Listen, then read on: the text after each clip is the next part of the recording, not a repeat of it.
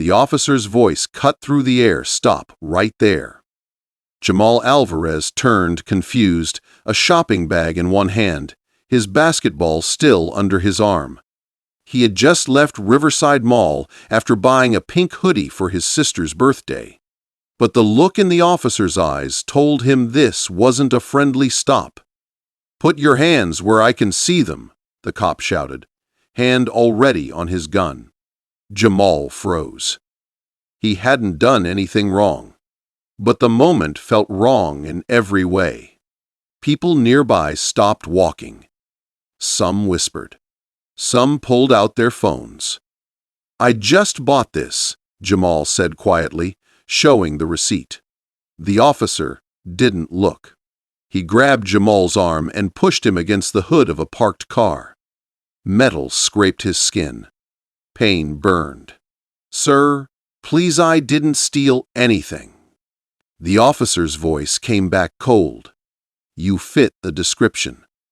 And just like that, the world around him disappeared, sirens echoing, phones recording, voices yelling as one small mistake was about to expose a truth that would shake the entire city.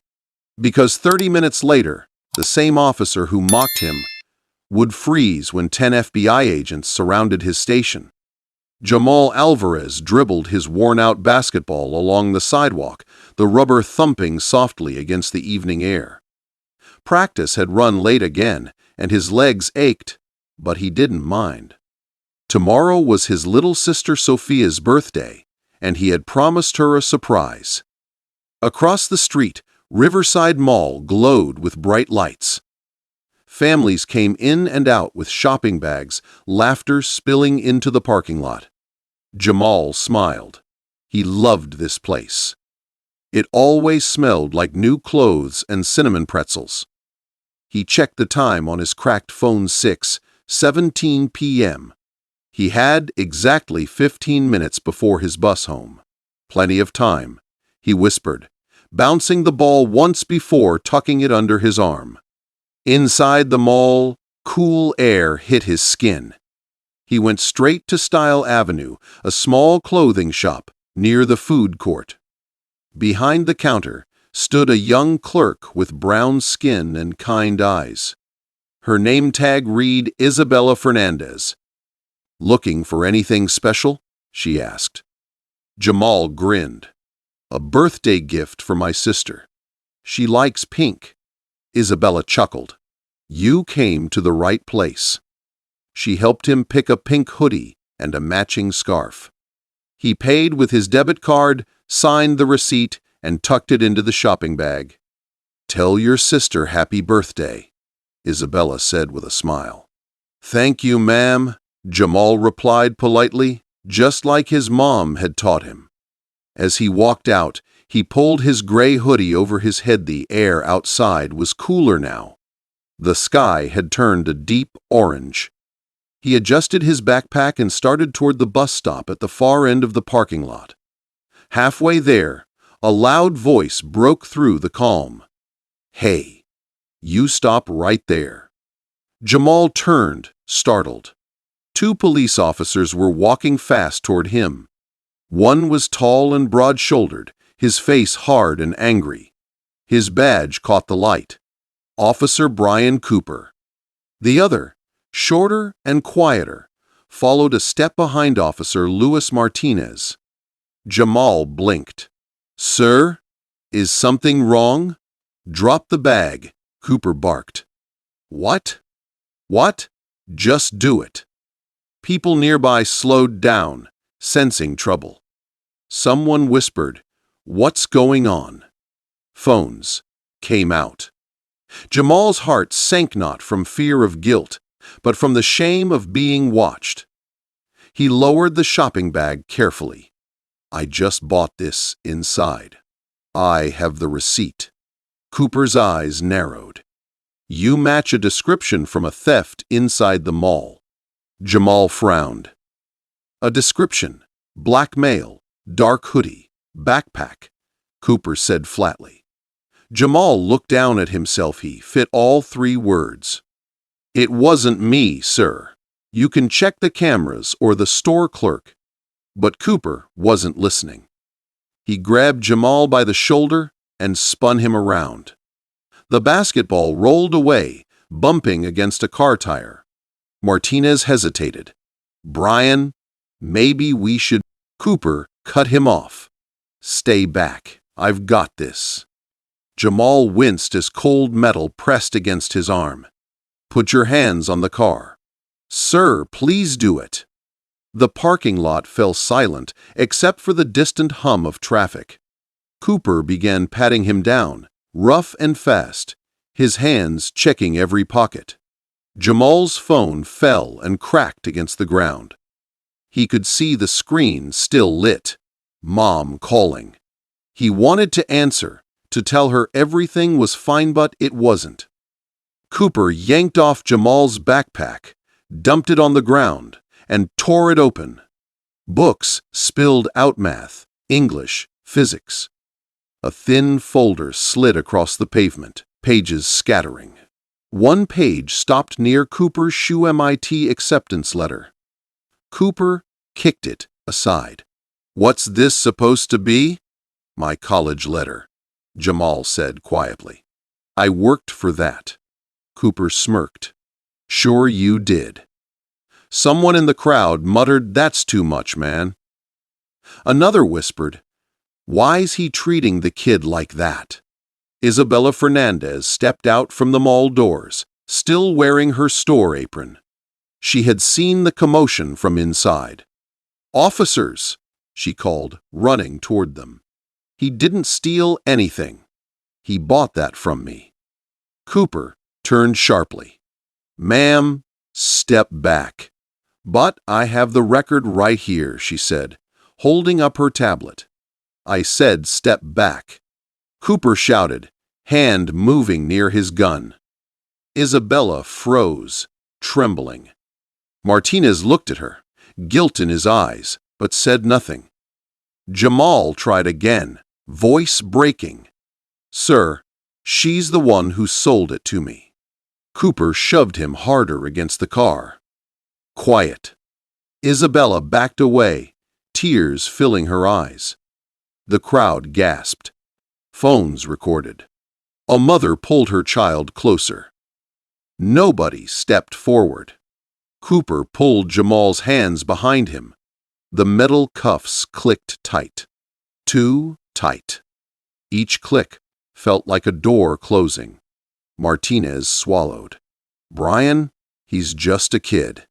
Maybe we should check the receipt." Cooper snapped. "We'll check it at the station." He turned Jamal toward the crowd. "You have the right to remain silent." Jamal's face burned with humiliation. He wasn't fighting. He wasn't yelling. He had done everything right, just like his parents taught him. "Say yes, sir. No, sir. Keep your hands visible. Stay calm." Still, here he was. As they walked him toward the patrol car, Isabella stood frozen, clutching her tablet. Her hands shook. Then she looked down at the small poster taped beside the mall entrance: FBI Civil Rights Hotline Report, Misconduct 24/7. Her eyes widened. She pulled out her phone. "Hello? My name is Isabella Fernandez. I need help right now. A kid is being arrested for nothing at Riverside Mall." While she spoke, the patrol car door slammed behind Jamal. Inside, his hands ached from the cuffs. Through the window, he saw Isabella talking fast, pointing toward him. He didn't know it yet, but that call would change everything. Cooper started the engine. Blue lights flashed across Jamal's face. The crowd blurred behind the glass. He whispered to himself, "Mom, I'm trying to come home safe."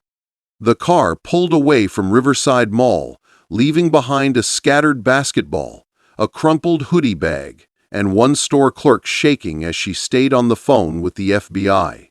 The patrol car rolled out of Riverside Mall with its lights flashing blue and red against the evening sky. Inside, Jamal Alvarez sat in the back seat, wrists cuffed behind him. He tried to sit still, but the cuffs cut into his skin every time the car hit a bump. Officer Brian Cooper sat behind the wheel, silent, jaw tight. Officer Luis Martinez rode in the passenger seat, looking out the window, avoiding Jamal's eyes. No one said a word. Outside, shoppers pointed, some still recording. Jamal stared down at the floor of the car. He could see dust, old coffee stains, and his own reflection in the metal cage. He felt small, like he didn't belong anywhere. He tried to breathe slowly, the way his dad had taught him. "When you're scared, stay calm," his father always said. "Speak with respect. Keep your head clear. Come home safe." But the word safe felt far away now. Jamal turned slightly toward Martinez. "Sir," he said softly, "can I please call my mom? She doesn't know where I am." Martinez hesitated, looked at Cooper. Cooper shook his head. "You can call her when we're done." Jamal lowered his eyes. His throat felt tight. He didn't want to cry out here, not in front of them. The car stopped at a red light. Through the window, Jamal saw Riverside Mall fading behind him, the glowing sign, the crowd, and a tiny figure still holding a phone to her ear. It was Isabella Fernandez, the store clerk. He didn't know it, but she was still on the call with the FBI Civil Rights Hotline, voice shaking as she gave every detail she could remember. Inside the car, the radio crackled. "Unit 12. Suspect detained from Riverside Mall theft report." Cooper pressed the mic. "Copy that." Another voice replied, "Be advised. Security reports no weapons seen. Proceed with caution." Martinez spoke quietly. "Brian, maybe we should double-check the store footage before booking him." Cooper's laugh was short and cold. "Footage can wait. I've been a cop 15 years. I know that look when I see it." "What look?" Martinez asked. Cooper didn't answer. Jamal whispered, "Sir, please, I didn't take anything. You can ask the lady from the store. She has proof." Cooper's voice snapped back. "You can explain it downtown." The light turned green. The car moved again. Jamal stared at his reflection in the window. He barely recognized himself, hoodie half torn, lip bleeding, wrists red. He wondered if Sophia was opening her presents yet. He wondered what she would think if she saw him like this. At the same time, in a small FBI regional office 20 minutes away, Agent Maria Lopez listened as a call came through. "Ma'am," Isabella's trembling voice said, "a young boy's being arrested for no reason at Riverside Mall. I sold him the item myself. The officer threatened me when I tried to show proof." Maria wrote fast. "Name? Jamal Alvarez," Isabella said. 16, maybe 17. He had a basketball and a pink hoodie for his sister. He's just a kid." Maria's tone changed. "You did the right thing calling us. Stay where you are. We'll handle this." Within minutes, 10 agents were being briefed. The order was clear: verify, record, intervene if needed. Back in the patrol car, the air felt heavy. Martinez spoke again, voice lower. "Brian, he's just a teenager. Let's make sure we're not making a mistake." Cooper glared. "You getting soft now?" Martinez didn't reply. He turned forward, jaw tight. The station came into view, a low, gray building with flickering lights over the entrance. Cooper pulled into the lot and parked. He opened the back door. Out. Jamal stepped out slowly. His wrists ached. The cold air hit the cut on his cheek. He looked around. A few officers stood smoking near the door. They stared at him like he was already guilty. Inside, The smell of burnt coffee filled the hallway. A tired-looking woman sat behind the front desk. "Suspect from Riverside Mall," Cooper said. She typed something. "Name?" "Jamal Alvarez," Cooper replied before Jamal could speak. She frowned. "He's a minor? 16, not parent contact." "Not yet." She sighed. "Policy says." Cooper interrupted, "He'll call after processing." He led Jamal down a narrow corridor into a small gray room. A metal table sat in the center, with 2 chairs. A camera blinked red in the corner. Martinez unlocked the cuffs and guided Jamal to the chair. "Sit down, kid. This will be quick." Jamal rubbed his wrists, skin sore and swollen. "When can I call my mom?" he asked. Martinez hesitated again. "Soon, okay? Just sit tight." The door closed. The sound of the lock echoed like thunder in the small room. Jamal looked around bare walls, no window, just that blinking red light. He rested his head on the table and whispered, "Please God, let someone believe me." Minutes passed. Maybe 20. Maybe 40. Time had no shape in that room. He thought about his father. He didn't know his dad's exact job at the FBI, only that he was gone a lot, chasing cases and criminals. What would his dad say if he saw him now handcuffed, scared, treated like dirt? Outside, footsteps approached. The door opened. Sergeant Michael Carter stepped in, holding a folder. "Jamal Alvarez?" "Yes, sir." Carter sat down. "You were picked up at Riverside Mall. Theft report from Tech Plaza. You know anything about that?" "No, sir. I was in Style Avenue. You can ask the lady there. She sold me a hoodie for my sister." Carter flipped through a few papers. "Receipt?" Jamal pointed weakly. "It's in the bag they took." Carter looked at Cooper. "Did you see a receipt?" Cooper shrugged. "Could have been fake." Carter frowned. "Still, we'll need to check the mall cameras." Cooper muttered, "Waste of time." Carter ignored him. "Get the footage anyway." Martinez nodded and left the room. For a moment, silence hung between them. Carter looked at Jamal, then at the camera light. "You've got someone we can call." "My mom. And my dad, he works for the FBI." Carter raised his brows. "The FBI?" "Yes, sir. Daniel Alvarez." Carter blinked. The name sounded familiar, but he couldn't place it. "All right. Sit tight. We'll sort this out." He stood and left. The lock clicked again. Jamal stared at the door, hope mixing with fear. Somewhere out there, someone had to see the truth. He didn't know that at that very moment, 10 FBI agents were on their way to Riverside Police Department called not by power, not by family, but by one woman's trembling voice that refused to stay silent. The sky over Riverside City had already turned dark. Streetlights glowed orange as cars passed outside the police station. Inside, Jamal Alvarez sat in the gray holding room, staring at the blinking red camera light. He had stopped counting the minutes.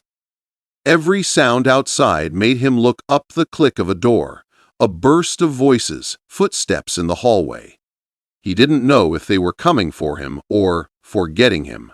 He whispered to himself, "Stay calm, Jamal. Just stay calm." His wrists still ached from the cuffs. The table felt cold under his arms. He thought of his mother's voice. "Always stay respectful, even when they're wrong." He thought of his father's. "Keep your mind steady. The truth always wins in the end." But right now, truth felt far away. Down the hall, Sergeant Michael Carter sat in his small office reviewing body cam files.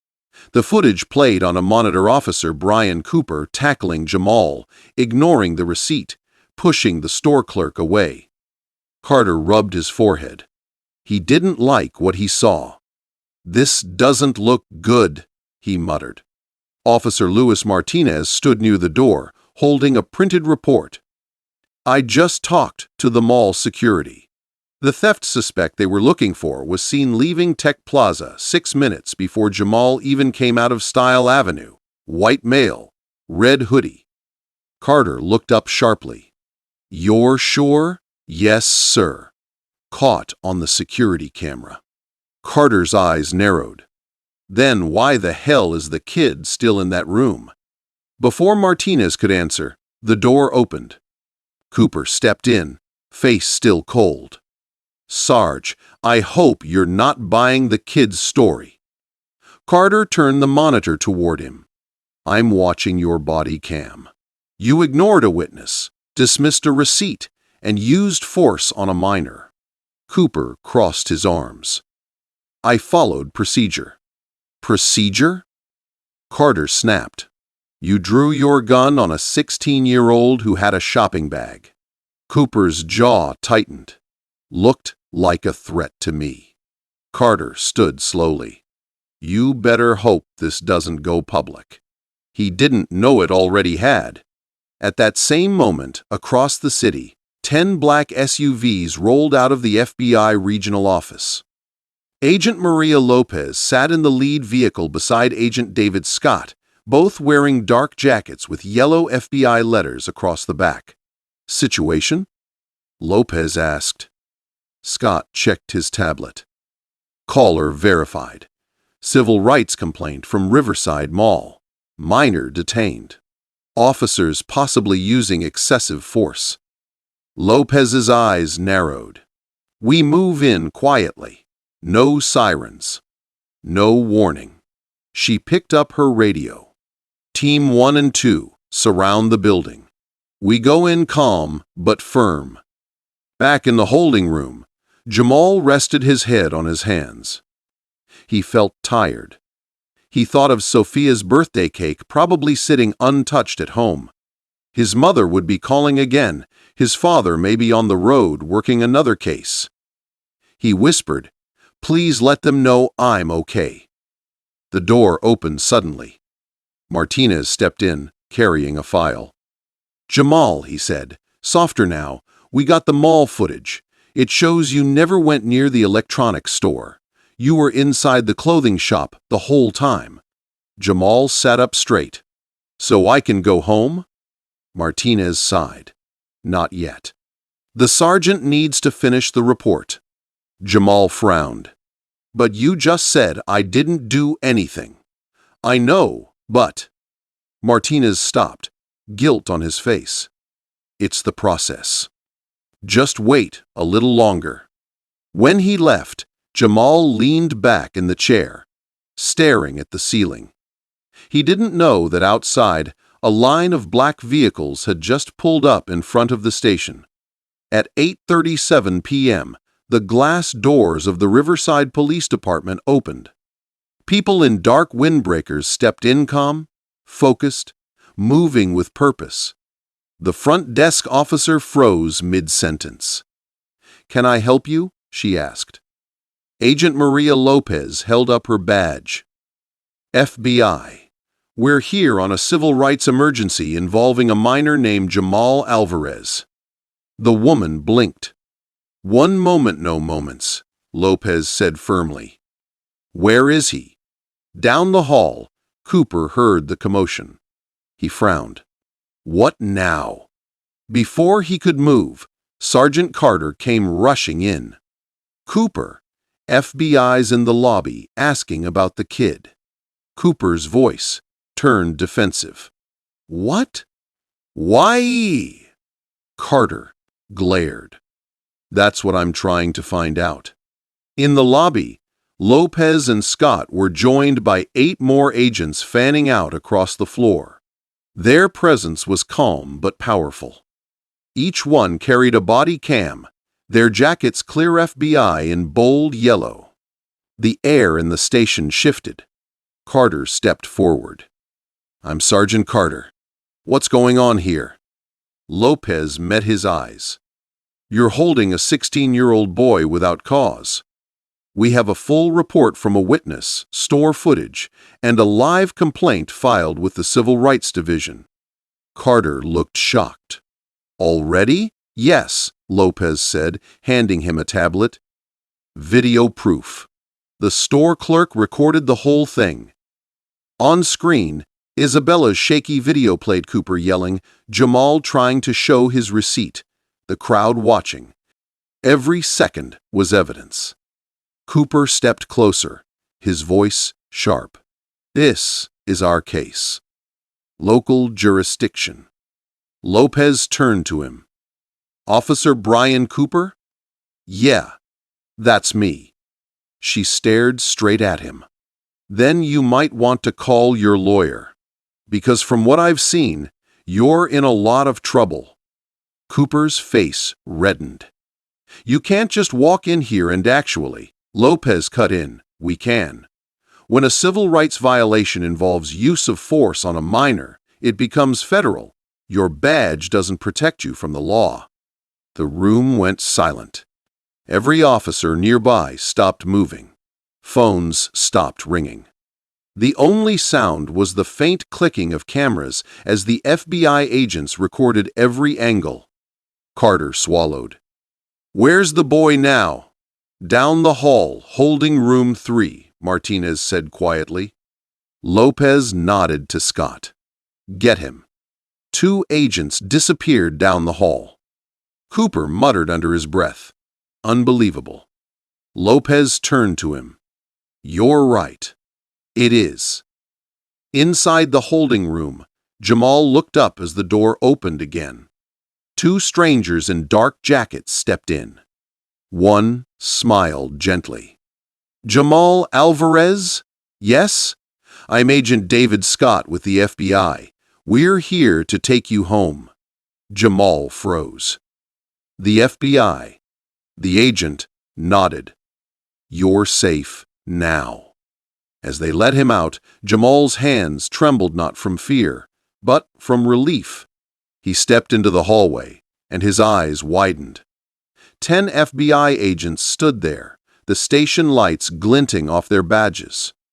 Every officer in sight had stopped what they were doing.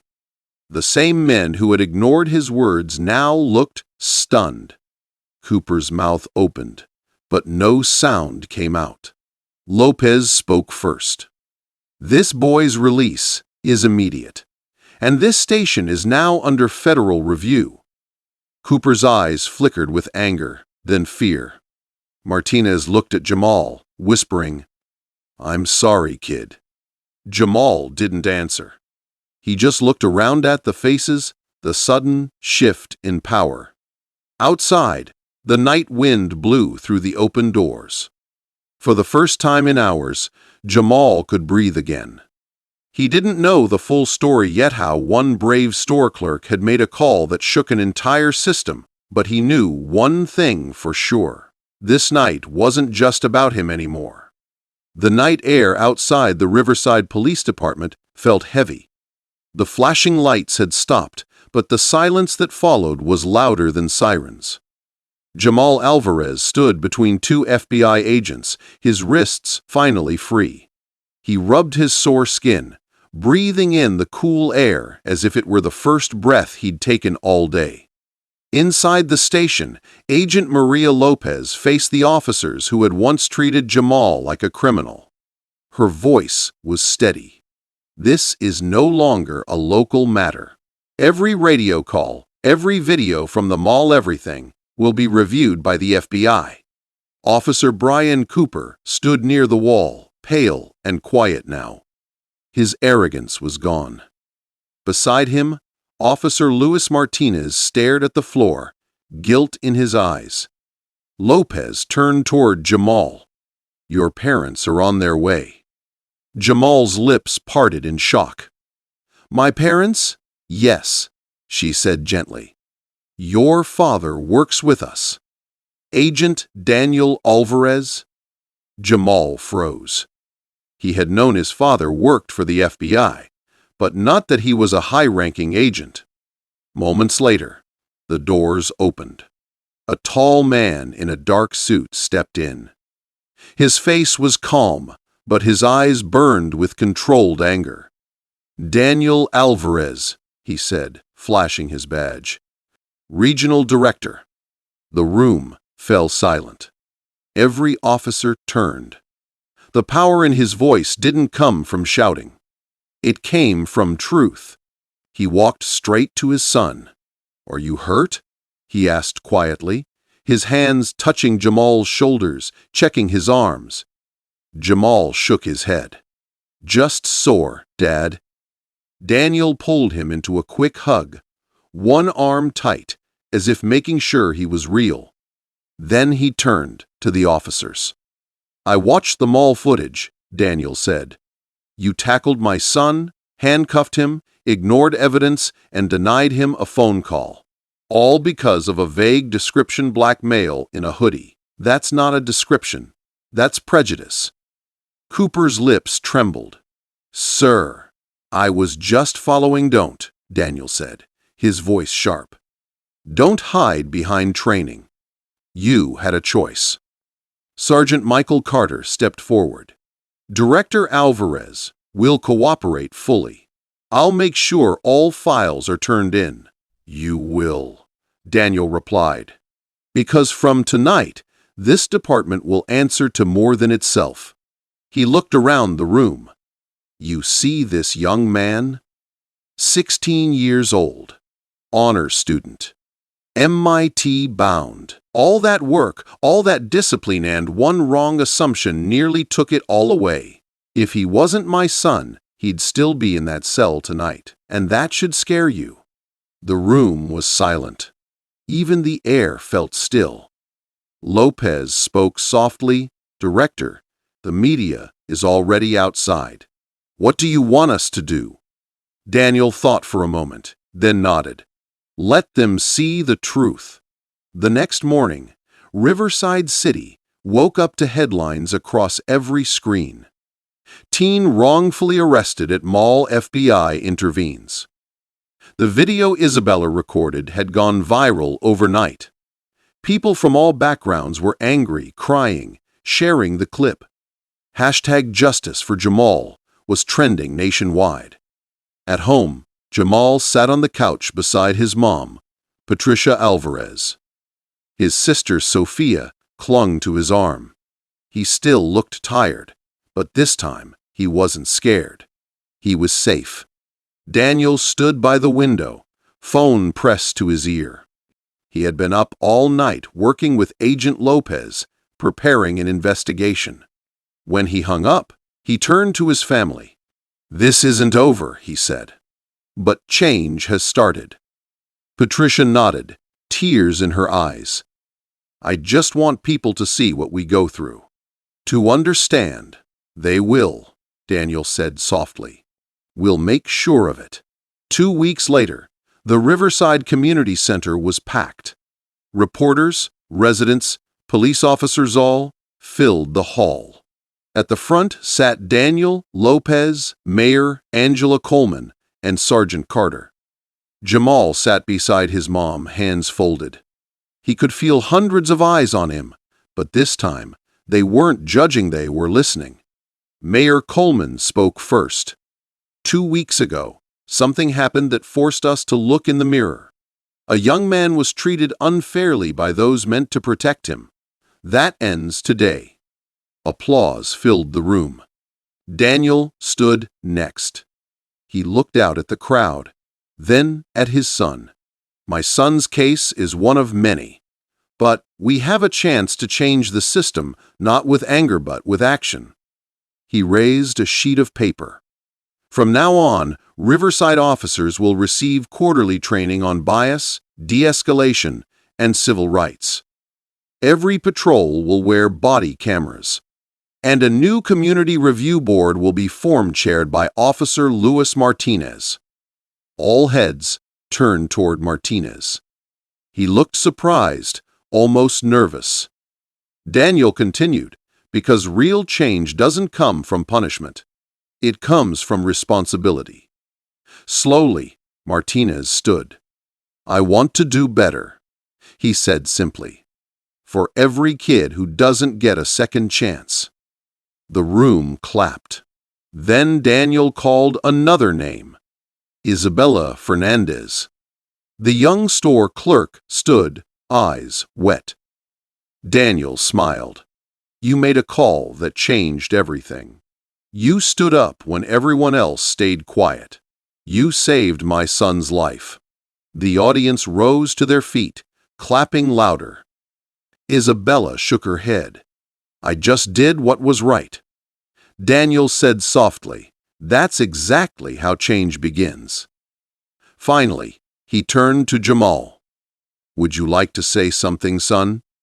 Jamal stood slowly, hands trembling just a little. He looked around the packed hall, at the officers, the cameras, the people waiting. He took a deep breath. "I didn't come here to talk about anger," he said. "I came to talk about what it feels like when people don't see you for who you are." He paused, eyes glistening. "I was just a kid with a basketball and a birthday gift. But to some, that was enough to make me a suspect. I want a world where kids like me don't have to fear being misunderstood. I want a world where the next Jamal doesn't need an FBI team to prove he's innocent." Silence filled the hall. Then someone started clapping. Soon the entire room was on its feet. Daniel smiled, his eyes proud and wet. Patricia wiped her tears. Even Martinez and Carter clapped hard, heads bowed in respect. As the crowd stood, Jamal looked toward the back of the hall. Isabella was there, smiling through tears. He mouthed the words, "Thank you." She nodded back. Weeks later, Jamal packed his bags for MIT. He folded his sister's pink hoodie carefully into his suitcase.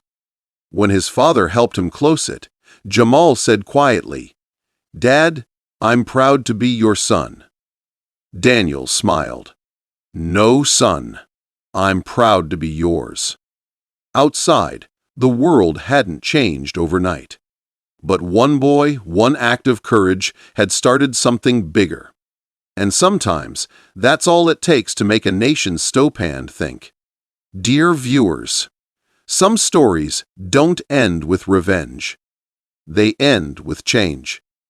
Tonight, a 16-year-old boy named Jamal Alvarez taught us that the truth can be louder than power, and that one voice, just one, can save a life.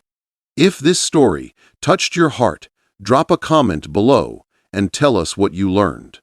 Should justice depend on power or on courage? Comment the word justice if you believe one act of bravery can still change the world. Don't forget to like this video, subscribe for more real-life inspired stories, and share this with someone who needs to hear it. Because sometimes, doing the right thing doesn't take strength, it just takes heart.